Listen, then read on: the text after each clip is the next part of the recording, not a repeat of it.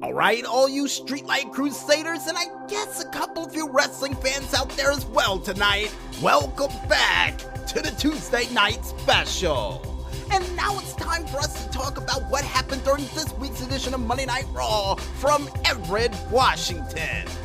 And the reason why I said Mount Everett during the intro, because I'm pretty sure this is where Andrew Everett lives.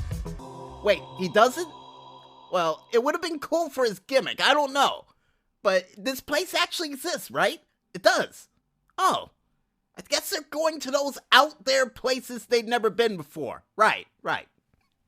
Anyway, besides the confidence in myself that if this place exists or not on the US map, the first thing to take place on Monday Night Raw for this week would see none other than Randy Orton making his way to the ring, not only conflicted with the voices in his head, but conflicted of what he did 3 weeks ago to a man he called his brother, Edge.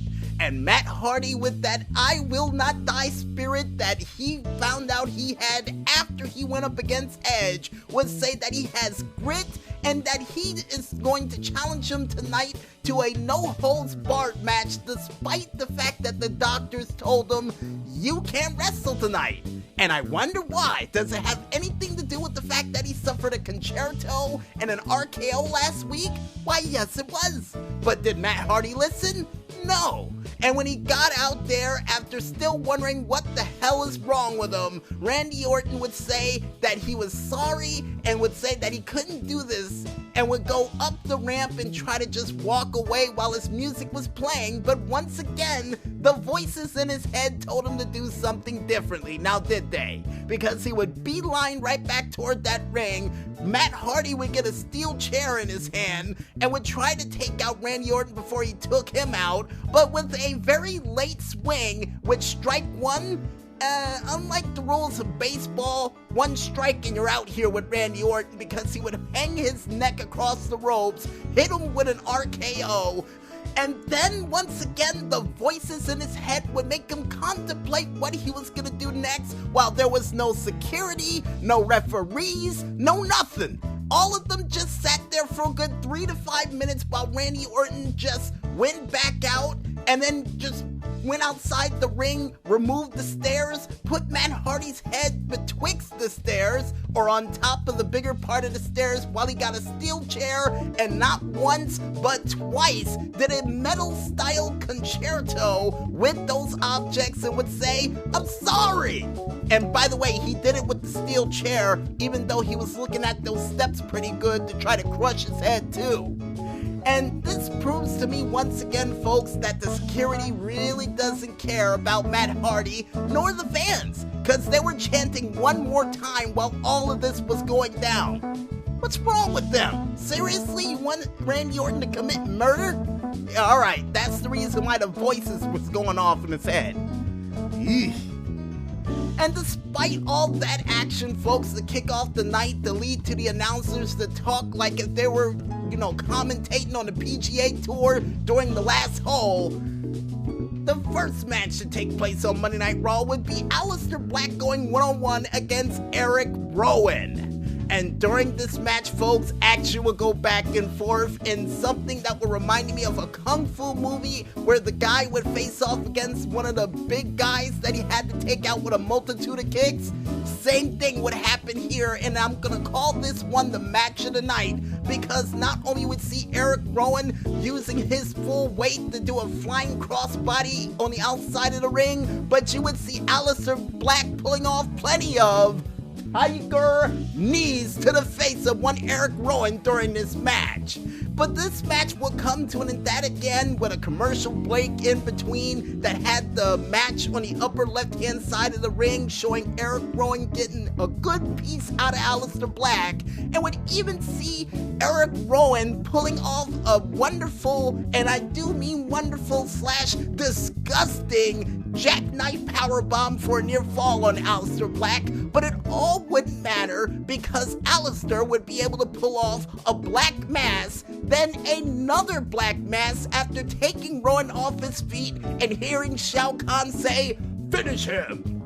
For Eric Rowan to get knocked out, his pet to still be on that side of the ring and for Aleister Black to win this match in amazing fashion via pinfall. And congratulations to Aleister Black, because I think he just defeated the final boss of some video game that will be made in the near future.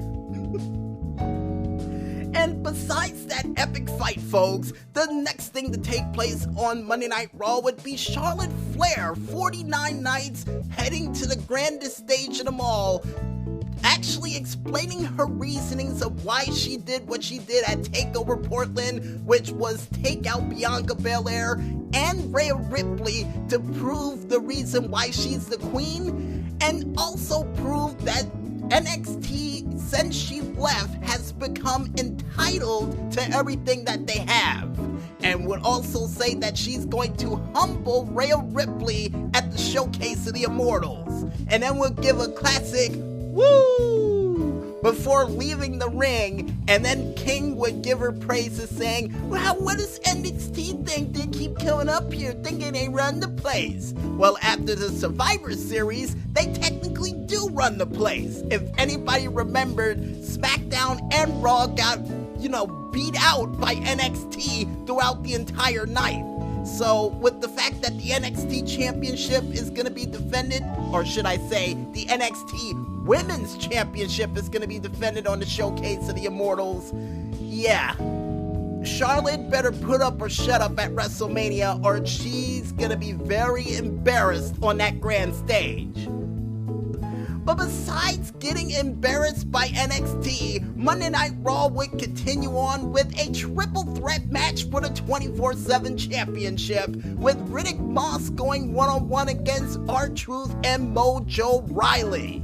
And during this match, action would go back and forth, and would even see R-Truth, imitating his hero John Cena by doing the 5-knuckle shuffle and even an attempt at the 5 moves of doom. But unfortunately, Mojo Rawley was not buying it for a second, would do his awkward version of a splash mountain bomb, only for Riddick Moss to come from out of nowhere and hit him with a Lamahi straw for him to win this match via pinfall. And I think that's, the first time somebody's ever done a Lamahi straw on Monday Night Raw in a while. Yeah, not bad. And instead of chasing after him like they did in the Funko Pop Arena place or Funko headquarters, yeah, they just sat there arguing at each other for R-Truth to hit him with that beautiful scissors kick that he does, and for him to what's up all the way up the ramp and just completely ignore the 24/7 7-Eleven Big Gulp Championship that he won 34 times, ladies and gentlemen. 34 times! Jesus, he's gonna be a 40-time champion by WrestleMania, mark my words. And the next match to take place on Monday Night Raw would see Drew McIntyre going one-on-one against MVP.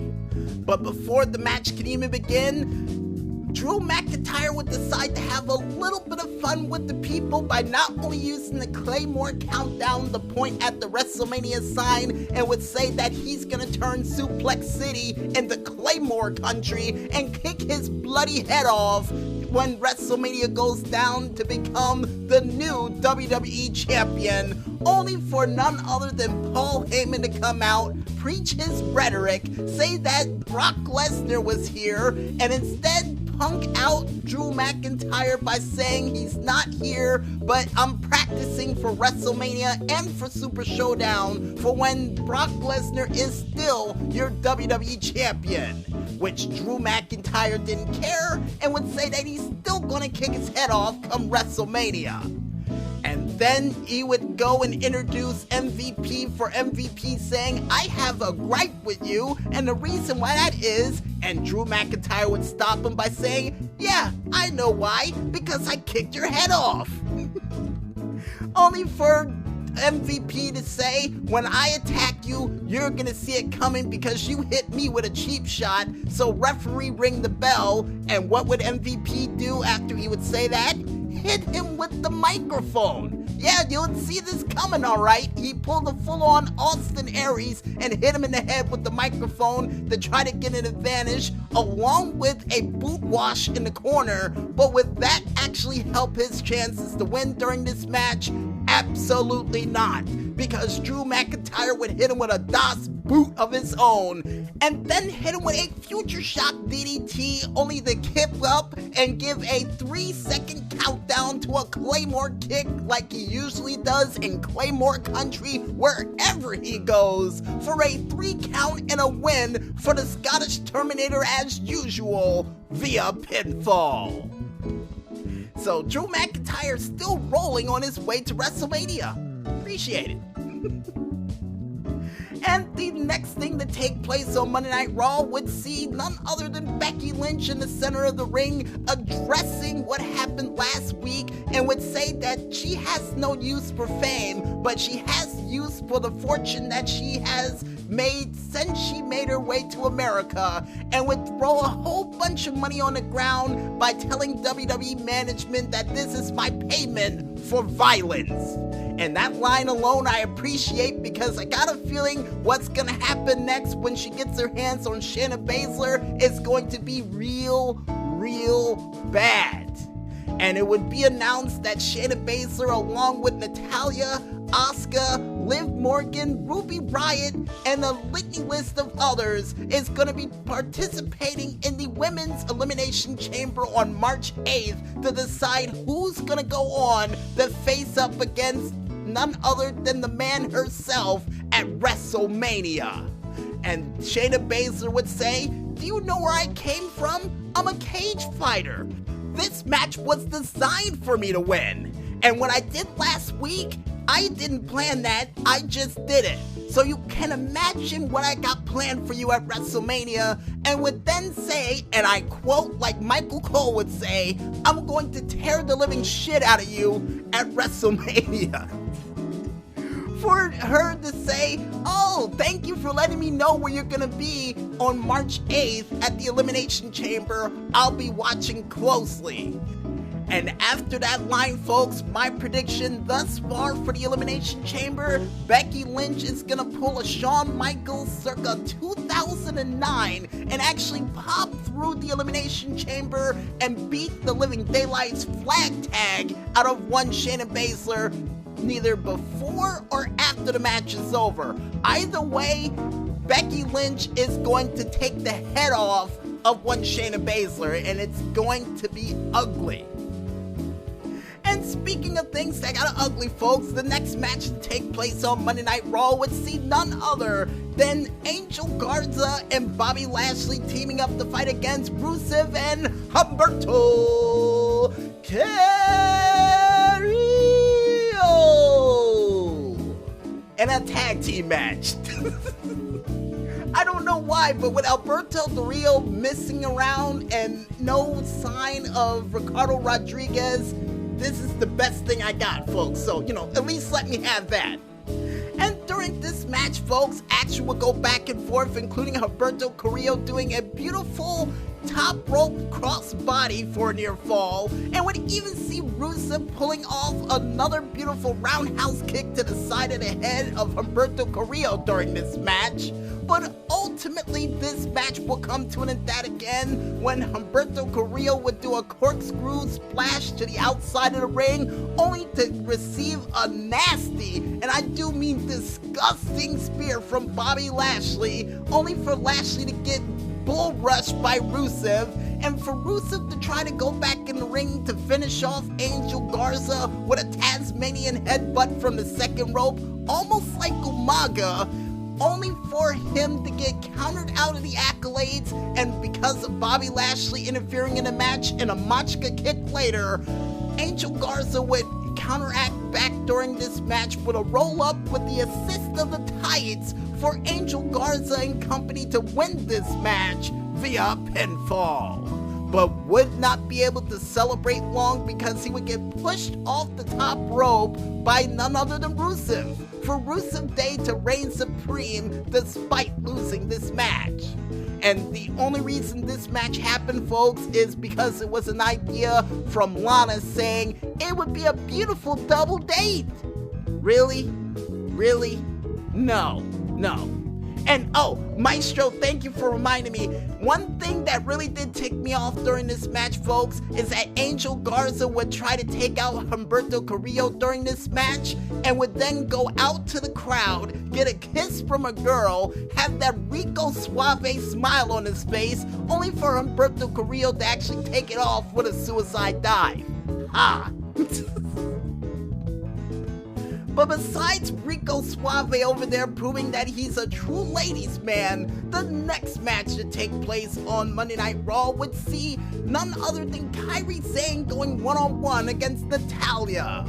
And the only reason this match is going down is after that nasty kick about 2 weeks ago that Asuka did to Natalya, causing her to have a shiner on her face, and Natalya wanted revenge and would go after Kairi Sane. And yeah, it would only get worse for Natalya during this match because despite her doing a beautiful stalling suplex to Kairi Sane would counteract with one of the nastiest spinning back fists I've seen in a while, sending Natalya through a loop during this match, and it would only get worse from there.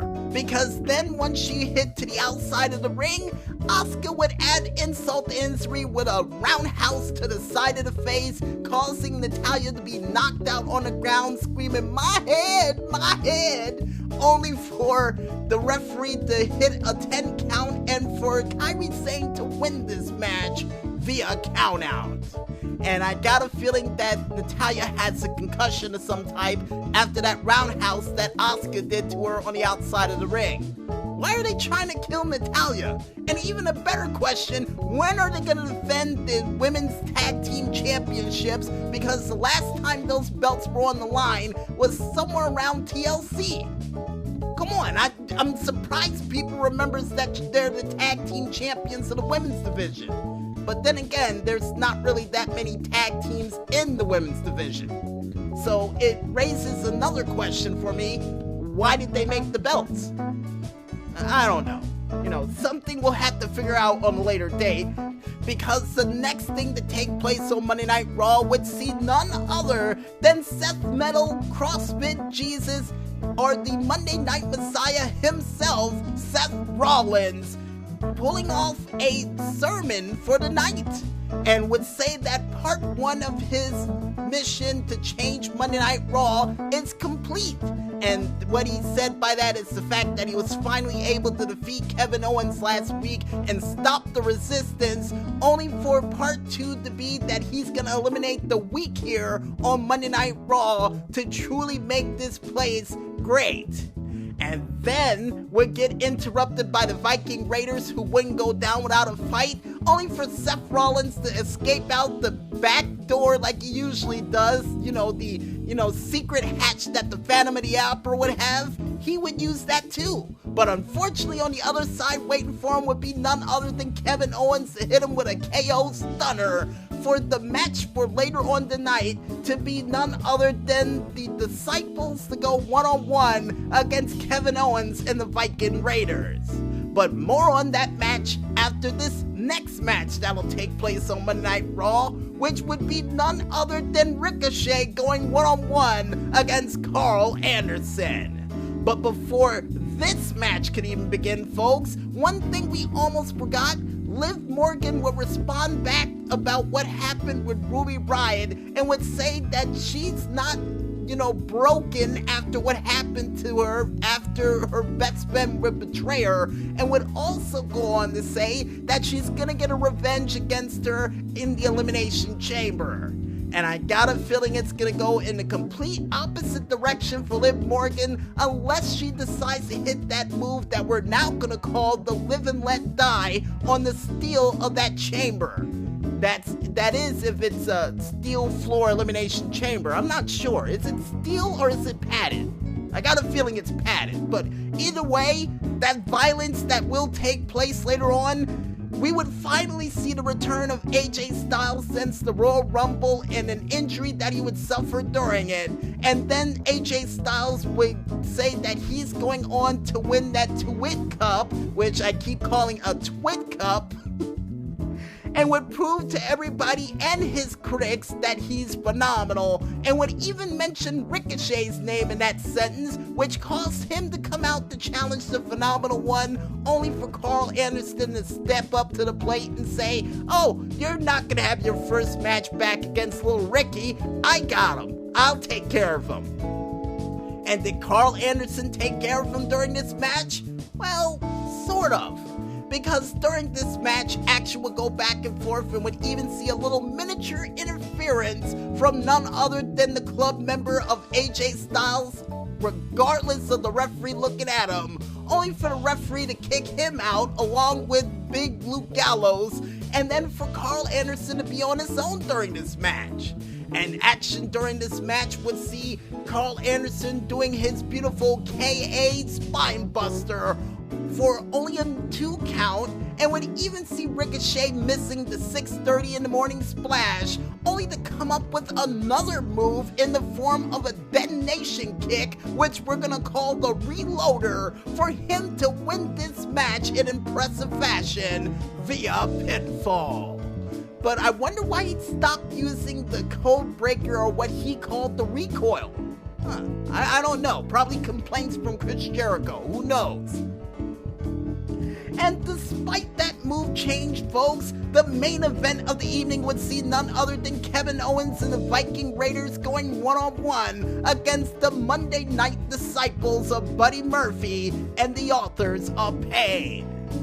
And during this match, action would go back and forth, and you would see plenty of Tiger knees being thrown thanks to none other than the Viking Raiders, and even showing Ivar with the help of Eric throwing his weight around on Murphy during this match for a near fall.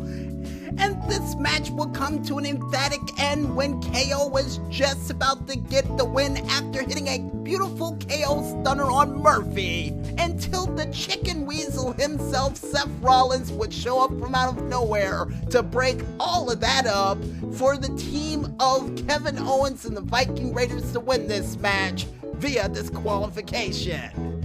And then for Seth Rollins to say, "Oh, Kevin Owens, you tried to crucify me before, but now I'm going to crucify you," only for the Street Profits of all people to come out to save the day and to actually hit Buddy Murphy with a Monty Brown pounce on the outside of the ring so hard that man flew away like if it was a sale for shoes on Black Friday. That was the most ridiculous thing I've seen all night, and probably the funniest. And nevertheless, they would be added on to the resistance of the Seth Rollins Objective, or the Monday Night Messiah sermon, and would see the Street Profits along with Kevin Owens and even the Viking Raiders celebrating their newfound resistance, getting more members than it should. And for Monday Night Raw to close out with Seth Rollins going, "No! No!" For Monday Night Raw to inch ever closer to the showcase of the Immortals till next week.